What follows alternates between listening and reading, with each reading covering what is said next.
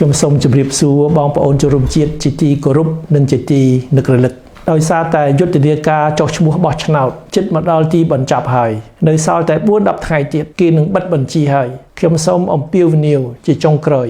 សូមឲ្យបងប្អូនកូនក្មួយដែលមិនទាន់បានចុះឈ្មោះបោះឆ្នោតនៅឡើយសូមមេត្តាប្រញាប់ប្រញាល់អញ្ជើញទៅចុះឈ្មោះបោះឆ្នោតឲ្យទាន់ពេលវេលា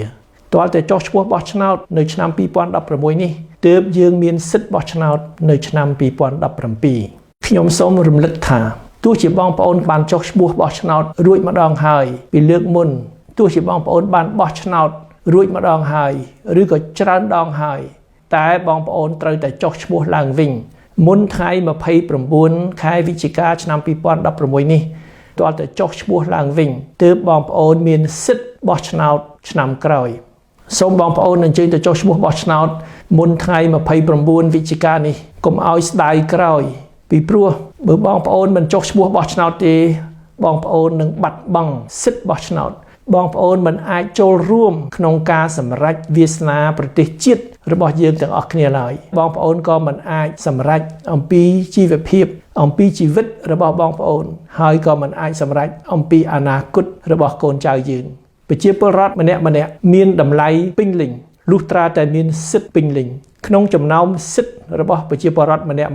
ដែលយើងត្រូវថែរក្សាគឺសិទ្ធិបោះឆ្នោតដើម្បីរក្សាសិទ្ធិបោះឆ្នោតនេះយើងត្រូវតែចុះឈ្មោះបោះឆ្នោតរដ្ឋអំណាចណាក៏ដោយគេឲ្យតម្លៃប្រជាពលរដ្ឋពេញលេញលុះត្រាតែប្រជាពលរដ្ឋមានសិទ្ធិបោះឆ្នោតពីព្រោះគេត្រូវការគាំទ្រ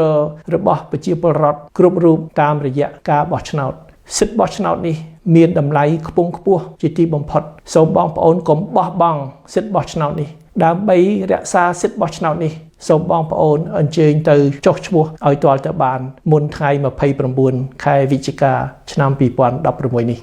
បងប្អូនជនរួមជាតិទូទាំងប្រទេសចង់ឃើញការផ្លាស់ប្ដូរចង់ឲ្យប្រទេសយើងឈានទៅមុខឈានពីភាពក្រីក្រទៅភាពសម្បូរសប្បាយឈានពីរដ្ឋអំណាចជិះជាន់ប្រជារាស្ត្រទៅរដ្ឋអំណាចគោរពប្រជារាស្ត្រឈានពីរបបផ្ដាច់ការទៅរករបបប្រជាធិបតេយ្យឈានពីរដ្ឋាភិបាលពុករលួយទៅរករដ្ឋាភិបាលស្អាតស្អំ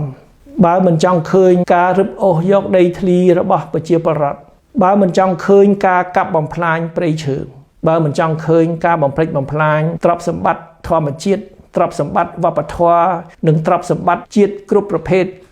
បើចង់ឲ្យកម្មករទទួលប្រាក់ខែបានខ្ពស់សមរម្យដើម្បីចិញ្ចឹមគ្រួសារបើចង់ឲ្យមន្ត្រីរាជការទទួលប្រាក់ខែបានខ្ពស់សមរម្យដើម្បីចិញ្ចឹមគ្រួសារ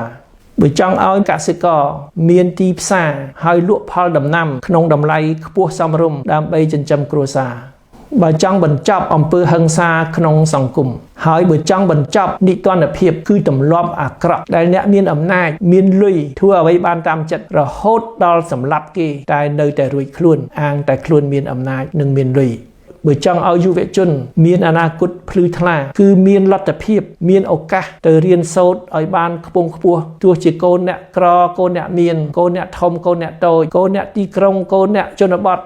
បើចង់ឲ្យយុវជនមានការងារធ្វើត្រឹមត្រូវមិនអាស្រ័យលើបុណ្យស័ក្តិម៉ែឪមិនអាស្រ័យលើទ្រព្យសម្បត្តិម៉ែឪតែអាស្រ័យលើតែការខំប្រឹងប្រែងរបស់សម័យខ្លួនម្នាក់បើចង់ឲ្យអ្នកធ្វើការម្នាក់ទទួលបានតំណែងស្របទៅនឹងសមត្ថភាពរបស់ខ្លួនស្របទៅនឹងស្នាដៃជាក់ស្ដែងរបស់បុគ្គលម្នាក់